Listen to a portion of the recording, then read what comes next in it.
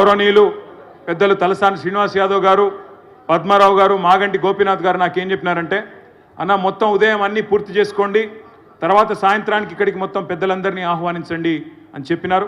మరి మా యువ నాయకులు చాలామంది, గోవర్ధన్ రెడ్డి గారు కానీ, మన గోవర్ధన్ రెడ్డి కానీ, ఆశీష్ యాదవ్ కానీ, ఇంకా చాలామంది సోదరులు గజ్జల నాగేష్ గారు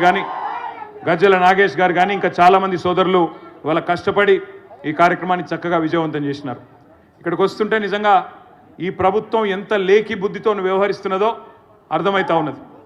ఇక్కడ మా బంజారా ఆడబిడ్డలు 500-600 మంది బ్రహ్మాండంగా వాళ్ళ సాంప్రదాయ వస్త్రాలు వేసుకొని ఈ దీక్షా దివస్ సందర్భంగా వారు కూడా పాల్గొనడానికి వస్తుంటే మొత్తం లైట్లు ఆ క్యాన్సర్ హాస్పిటల్ నుంచి ఇక్కడ వరకు స్ట్రీట్ లైట్స్ కూడా ఆఫ్ చేసి ఉన్న ఫ్లెక్సీలని చింపేసి ఎంత లేకి ఎంత చిల్లర బుద్ధో ఈ ప్రభుత్వానిది, ఈ ముఖ్యమంత్రిది, దాన్ని బట్టే మళ్ళొక్కసారి రుజువు చేసుకున్నారనే మాట కూడా నేను మీకు విజ్ఞప్తి చేస్తూ ఉన్నా. కానీ ఈరోజు మనం ఎవరినో తిట్టడానికో ఎవరినో విమర్శించడానికో ఈ కార్యక్రమం పెట్టుకోలేదు. మనం ఒక్క మాట గుర్తుపెట్టుకోవాలి, మనం నిన్న ఏ దారిలో నడిచి వచ్చినామో తెలుసుకోకపోతే రేపు ఏ బాటలో ప్రయాణం చేయాలనో కూడా మనకు తెలియదు. ఎక్కడ మొదలైనామో మర్చిపోతే ఎటు పోవాలో కూడా అర్థం కాదు. అందుకే ఈరోజు ఒక్క మాట మనందరం కూడా గుర్తుపెట్టుకోవాలి, చరిత్రను చదవకుండా, చరిత్రను అర్థం చేసుకోకుండా భవిష్యత్తును నిర్మించలేము, గతం తెలుసుకోకుండా గమ్యాన్ని నిర్మించుకోలేము. అందుకే ఈరోజున్న ఈ తరానికి, ముఖ్యంగా ఈ పిల్లలు ఎవరైతే ఈరోజు 18 ఏళ్ళు 20 ఏళ్ళ పిల్లలు ఉన్నారో వాళ్లకు తెలంగాణ యొక్క ఉద్యమ చరిత్ర, తెలంగాణ ఉద్యమంలో కేసీఆర్ గారి భూమిక, కేసీఆర్ వెంట ఎందుకు తెలంగాణ సమాజం మొత్తం నడిచింది, ఈ విషయాలన్నీ తెలియజెప్పాల్సిన బాధ్యత మన మీదనే ఉన్నది. ఎందుకంటే ఆనాడు 2009లో కేసీఆర్ గారు నిరాహార దీక్ష కూర్చున్న నాడు 5 ఏళ్ల వయసున్న పిల్ల ఈరోజు 20 ఏళ్ళకు వచ్చింది. ఆ అమ్మాయికి కేసీఆర్ గారు ఒక ముఖ్యమంత్రిగా తెలవచ్చు, కేసీఆర్ గారు తెలంగాణ సాధించిన తొలి ముఖ్యమంత్రిగా తెలవచ్చు.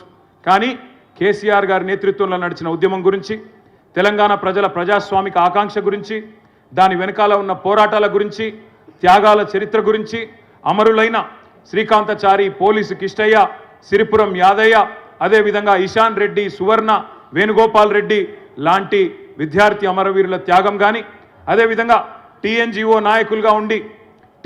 నాయకులుగా ఉండి ఆనాడు పెన్ డౌన్ చేసి మొత్తం తెలంగాణ ఉద్యోగులు, లక్షలాది మంది తెలంగాణ ఉద్యోగులను సమ్మె బాటన ఆనాడు పెన్ డౌన్ చేసి నడిపిన స్వామి గౌడ్ గారి గురించి కానీ, శ్రీనివాస్ గౌడ్ గారి గురించి కానీ, లేదా తెలంగాణ ఉద్యోగుల సంఘం గురించి కానీ, తెలంగాణ ఎన్జిఓల గురించి కానీ తెలిసే అవకాశం లేదు. అందుకే మనం గుర్తుపెట్టుకోవాలి, ప్రతి జాతి తన ఘనమైన వైభవాన్ని, పోరాటాలను, త్యాగాలను, విజయాలను కథగానో పాటతోనో ఏదో ఒక కళారూపంలో నిత్యగానం చేస్తూ ఉంటేనే తర్వాతి తరాలకు కూడా తెలుస్తుంది.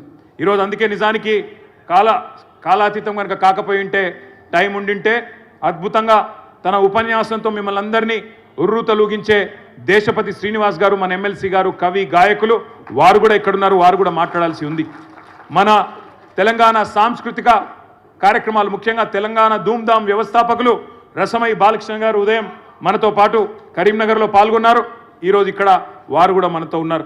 మన ఎమ్మెల్సీ గోరేటి వెంకన్న గారు తన గాత్రంతో, మరి తన అరుదైన, తన వైవిధ్యమైన కవిత్వంతో అలరించే వెంకన్న గారు, తెలంగాణ ఉద్యమాన్ని ఉర్రూతలూగించిన వెంకన్న గారు కూడా ఇక్కడే ఉన్నారు. వారు కూడా మాట్లాడవలసిన అవసరం ఉండింది.